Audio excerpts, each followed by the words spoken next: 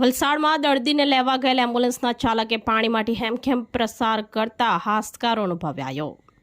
વલસાડ બાગડાવાળા ગામના મુખ્ય માર્ગ ઉપર પાણી ભરાઈ જતા વાહન વ્યવહાર બંધ થઈ જવા પામ્યો હતો।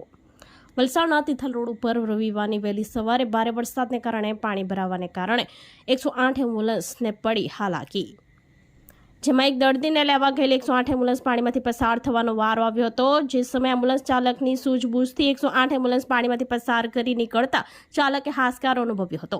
તો બીજી તરફ વલસાડ શહેરમાં વહેલી સવારથી ધોધમાર વરસાદ વરસી રહ્યો હતો, જેને લઈ વલસાડ શહેરને અડીને આવેલા બાગડાવાડા ગામ ખાતે માર્ગ ઉપર પાણી ભરાઈ જવા પામ્યા હતા।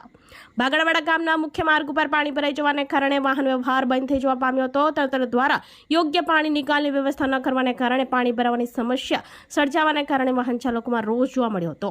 વહેલી સવારથી વરસાદને કારણે જનજીવન પર અસર જોવા મળી હતી।